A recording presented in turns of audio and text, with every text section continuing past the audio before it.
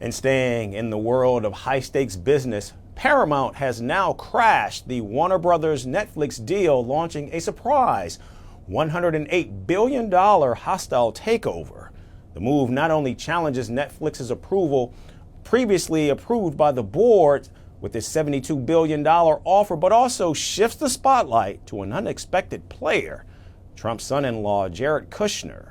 Paramount's new offer, which is $30 per share in cash, promises Warner Brothers Discovery shareholders $18 billion more than Netflix's bid, and according to Paramount, a clear path to regulatory approval under the Trump administration.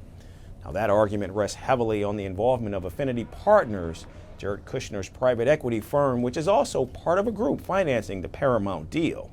Kushner's investment also includes funding from Saudi Arabia, Qatar, and Abu Dhabi. The regulatory filing confirms that each of these investors has agreed to forego governance rights, including board seats, in an attempt to avoid scrutiny from the Committee on Foreign Investment in the United States. In the offer that Paramount was talking about today, the Ellisons were talking about $6 billion of synergies. Where do you think synergies come from? Cutting jobs. So we're not cutting jobs. We're making jobs. But Kushner's role is proving to be increasingly important in Paramount's pitch. The company signaling that its proximity to the White House could ease regulatory resistance, something Netflix is expected to face as it seeks to merge HBO, Warner Brothers Studios, and HBO Max with its dominant streaming operations. Now, President Trump insists he hasn't spoken to Kushner about the deal and that neither Netflix nor Paramount are in fact his friends.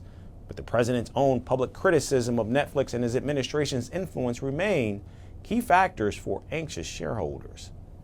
Yeah, I know the companies very well. I know what they're doing, but I have to see what percentage of market they have. We have to see the Netflix percentage of market, Paramount, the percentage of market. I mean, none of them are particularly great friends of mine. You know, I want to do what's right. It's so very important to do what's right. Still, the resistance is visible. Warner Brothers Discovery's board yesterday reaffirmed its support for Netflix, advising shareholders to take no action on the Paramount bid, at least for now. The board is not modifying its recommendation with respect to the agreement with Netflix. Warner Brothers Discovery intends to advise its stockholders of the board's recommendation regarding Paramount Skydance's tender offer within 10 business days.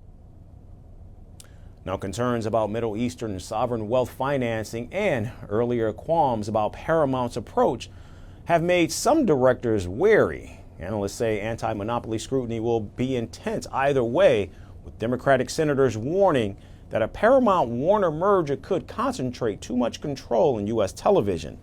But at the heart of the saga lies a question about influence, how much weight Kushner's involvement carries, and whether Middle Eastern capital and Trump world connections will sway shareholders who must now choose between a deal already supported by both corporate boards or a richer, more politically entangled alternative. Both sides are digging in for what analysts warn could become a prolonged and bruising fight. They promised glory. They delivered fear. They shaped nations. They scarred generations. From brutal purges to propaganda machines, from stolen power to violent falls from the throne. Welcome to The Dictator, a series that strips away the myth and then exposes the men behind the tyranny. History remembers their power. Firstpost reveals their truth.